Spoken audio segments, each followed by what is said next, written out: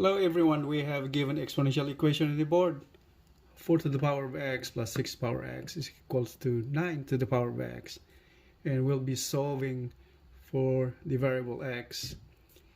And just to give you a heads up, this video will take a little longer than usual. It's because the second half part of the video will be devoting our time in exploring and deriving the complex value of the variable x. Since we're getting two values, one is the real value and the other one is the complex value. So half of the video will be devoted in that, taking the complex value of the variable x. Alright, so in here, there are several ways to solve this equation, and the three choices can be divided by any of the terms, by 9 to the power x, 6 to the power x, 4 to the power x. But here in this video, I'll be dividing the whole equation with 6 to the power x. Alright, so let's do that. So it is 4 divided by 6 power of x plus 6x to the power divided by 6 to the power of x equals 9 divided by 6 to the power of x. Now this turns out to be cancelled 1, and reduce this to the lowest term. This becomes 2/3 power of x plus 1 equals 3/2 power of x. So from here, if you notice, the base on the leftmost and the base of the term on the rightmost of the equation are reciprocal. So from here on, we will be manipulating the base, 2/3 or 3/2. So from here, we're dividing the whole equation with 2/3 power of x. From here now, 2/3 power x divided by the same way, the same amount, plus 1 divided by 2/3 power of x equals 3/2 power x divided by 2/3 power of x. So this part now right now becomes 1. That is now plus 1 divided by 2/3 power x could be moved to the numerator, and that will become 2/3 to the negative power of x. And right term, the right side of the equation, 3/2 power of x times the same way moved up to the numerator. That's 2/3 power of negative x. And from here, we're following the rule of exponent. That's negative exponent rule. That is from earlier, this part right here, that is 1 divided by a raised to m equals a raised to m negative. That's negative exponent. And from here, we use the reciprocal form. That is a divided by b exponent m. We're taking the reciprocal of the contents of the fraction. This becomes b divided by a raised to negative exponent of m. So that's that's what is applied in this part. So let's go back to our equation. So this principle is going to be applied on this part. So we have the equation now 1 plus. Now we're reversing taking the reciprocal of the contents of this term. That is now 3/2 raised to positive exponent of x equals 3/2 exponent x, and this one will be the same way, to 3/2 exponent of positive x. And if you notice, they have the same base now, so we have to do is add exponent. So that's the same base, multiplying a raised to m times a raised to n is equal to a raised to m plus n. Alright, so in here now, and at the same time, removing all the terms where to get this this one as the first term on the left. So this is now 3/2. So x, we're adding the exponents since they both have the same base. So x plus x, that's 2x. Then minus this one right here, 3/2 power of x putting this, transposing to the other side, this will be -1. Now this is equal to 0. And now this equation, if you notice, this is turning out to be a quadratic equation, since you have the power of 2 right there. So this term can be written the same way as 3/2 power of x squared minus 3/2 to the power of x minus 1 equals 0. So from here, we're introducing another variable to represent this value right here, 3/2 power x, and that will be, let y be 3/2 power of x. So this equation now turns into quadratic equation. That is now y squared minus y minus 1 equals 0. And most of you guys probably knows this formula already. This equation is a golden ratio that will lead up to the result to a golden ratio. So the value of y now is equal to 1 plus or minus square root of 5 divided by 2. So this is computed based on the quadratic formula, finding for the value of y, where we use the formula. This a is 1, b is -1, and c is -1. So that's what we have here, golden ratio. All right, this is the value of that. So from here now, y is a substituted variable in place of this 3/2 power of x. So we have to equate this now to this value. So 3/2 to the power of x is equal to now this amount right here, the golden ratio, 1 plus or minus square root of 5 divided by 2. The equation now becomes ln of 3/2 power x is equals ln of this quantity. And to proceed further, we're moving the exponent to the front as coefficient right there. So x is ln of 3/2 equals ln of the quantity 1 plus or minus square root of 5 divided by 2. And from here, x is equal to ln of 1 plus or minus square root of 5 divided by 2, all divided by ln of 3/2. So from here, we're getting two answers. One is the real value, where we have the positive root of 5, and the other one is the complex value that's involving the negative root of 5. So we split this up. So the real value is now x is equal to ln times the quantity 1 plus square root of 5 divided by 2 all over ln of 3/2. And the value of x in decimal form, x equal to 1.1868. So this is the real value of x. And now we're going to the complex value of x, now in consideration of that negative root of 5. So let's do that.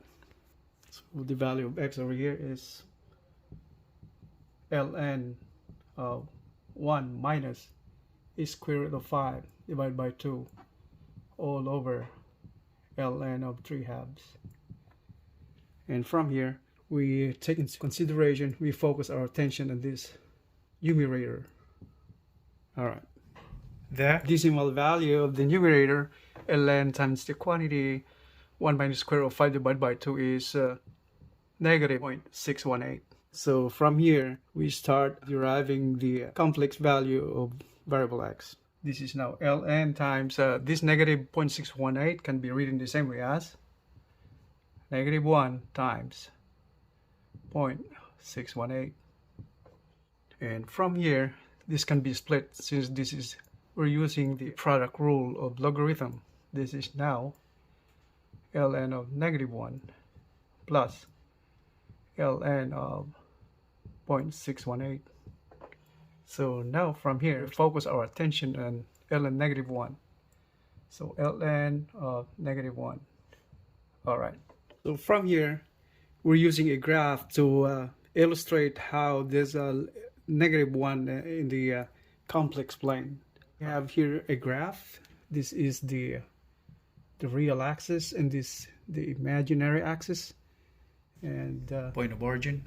And this is the point on the complex plane labeled as a plus bi, where I stands for the imaginary number, and a and b, where a is the component on the real axis, that is this part right here, that's a, and b is the component on the imaginary number axis, that is this b. That's the distance right there, and I is the imaginary number. So this is the Cartesian form of the complex number. Complex number a plus bi in Cartesian form is represented in polar form as radius and its angle from the real axis. Going back to our equation where we're trying to define the complex value of -1, we indicate that -1 in this complex plane as this point right here, and r is this length right here. On the complex number Cartesian form a plus bi, and we're referring to this radius of -1. So this is on the real axis. We have a, that means we have the value of -1.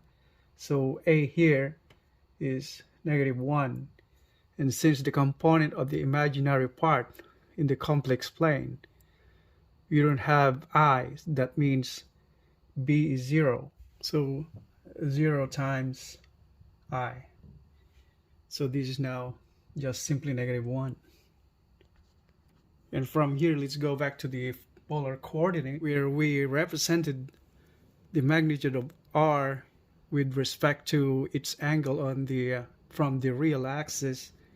Since our r is -1, so it's on this side. So r turns out to be on this direction right here with magnitude 1.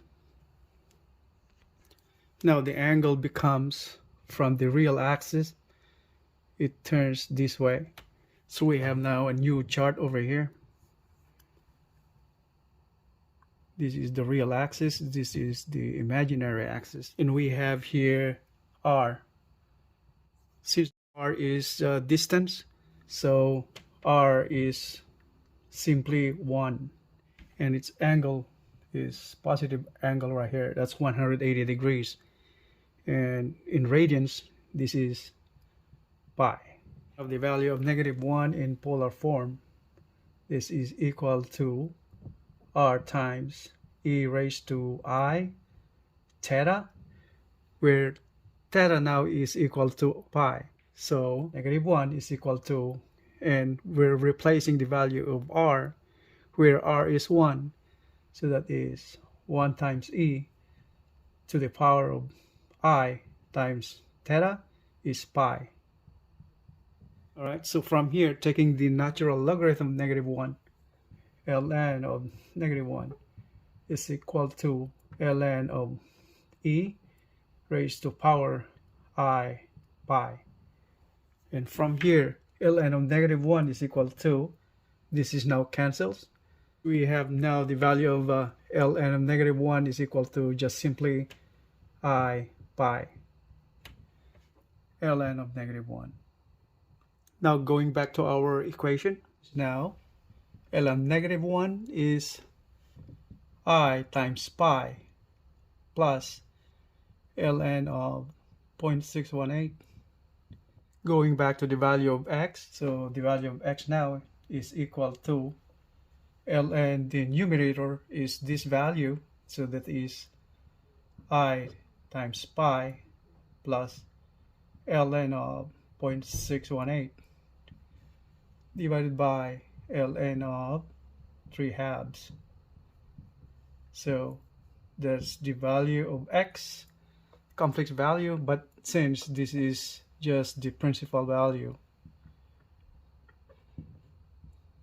Alright, so that means aside from this value, there are a lot more infinite values of variable x in complex form. So we go back to our illustration again. So considering the value of r, that is 1 in the polar form, and this r right here can be rotated another 180 degrees, and then it completes the whole revolution right there. Here in this case, the radius can be rotated several times, several revolution or rotation around this 360 degrees every time it revolves around this. So that means this factor right here, the angle pi on the after the initial angle, it revolves around there 360 degrees. That's another added 2 pi, since a pi is 180, so one whole revolution, one whole rotation is 360 degrees, so it will add another 2 pi. So that means from pi to 3 pi, and then another revolution or rotation that will add up another 2 pi to 3 pi, that will be 5 pi. Another complete rotation, so that will be 7 pi, and then another one that will be adding we're adding another 2 pi, that will be 9 pi, and so on. And if it rotates the other way around clockwise, so from here it will rotate negative pi, since pi is 180, and it completes another revolution right there, whole revolution. So that is from pi, and then you go to negative 3 pi, negative pi, so negative 3 pi, and to negative 5 pi again, and then negative 7 pi, and so on. It will never stop. So that means the solution will be infinite. And so because of this idea or concept, we're going back to the value of ln negative 1. That is from here, I times pi of those multiple infinite possibilities. We're getting the value of ln negative 1 now. Here is just add this to I pi. We add the factor where it adds up 2 pi every time it revolves, complete the rotation. So that is, we add 2 pi as a factor, since it's indefinitely moving around several times indefinitely. So we are adding constant, like right here, let's say k, where k is an integer. All right, is this value just that we had just added is the angle. That means we have to separate this angle right here, pi, from I. So this is now I times the quantity pi plus 2 pi k, and we can factor out pi out of there also. So that is now ln of negative 1 is equal to I pi times the quantity 1 plus 2k. So it's the value of natural logarithm of negative 1. So going back to our equation, the principal value of x in the complex form, where we have just added this factor, so we have to modify this when we turn this principal value into an infinite value of x in the complex form. So we're adding this factor right here. All right, so let's do that. So the infinite value of x now is x is equal to, so this value added to this, so that is now I times pi times the quantity 1 plus 2k plus ln of 0.618 divided by ln of 3/2. Alright, that is our final answer. And in here we're k, that is an integer. Alright. So that's the infinite value of x. And so that's all for now, and for those new to my channel, I would appreciate it if you can hit the like button and subscribe for more videos. Thank you very much. I appreciate that. Thank you for watching. All you guys have a great day. Bye.